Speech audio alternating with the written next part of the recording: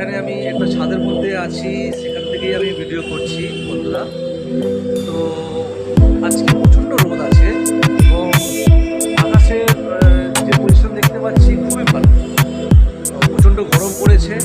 আপনারা অবশ্যই অবশ্যই অবশ্যই ছাতা নিয়ে আসবেন এবং পেট ঠান্ডা করার জন্য অন্তত বাড়ি থেকে একটু লেবু জল করে নিয়ে আসবেন, যাতে শরীর ঠিক থাকে আর সবাই শরীর যেন সুস্থ থাকে। এবং যা রাস্তাঘাটে জ্যাম জট ধোঁয়া সব কিছু পলিউশন আছে, সব কিছু মানে মুখে ঢেকে রাখবেন। আর যতটা পারবেন মানে গরম থেকে এবং রোদ থেকে একটু দূরে থাকবেন আপনারা। আর এই যে সুন্দর সকালে একটা দৃশ্য, এই যে সুন্দর সকালে যে একটা বিল্ডিংয়ের ছাদের ওপর দাঁড়িয়ে আমি যে ভিডিও করছি, এই যে লুকটা মানে এত সুন্দর ভালো লাগছে, মানে আমি বলে বোঝাতে পারবো না।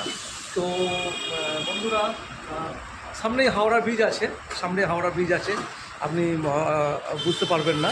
তো সামনে হাওড়া ব্রিজ আছে, খুব সুন্দর লুকটা, এত সুন্দর লাগছে, ভিউজটা খুবই ভালো লাগছে। তো কি বলবো বন্ধুরা, সবাই এনজয় করুন।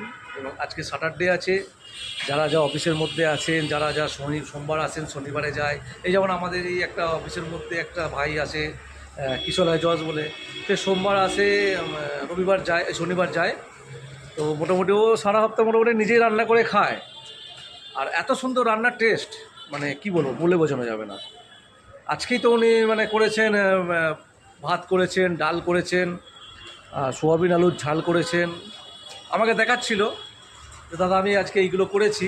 তো দেখলাম এবং আমাকে একবার টেস্টও করিয়েছিল, খুবই সুন্দর। আর এত সুন্দর খিচুড়ি বানায়, মানে আপনার মুখে লেগে থাকবে।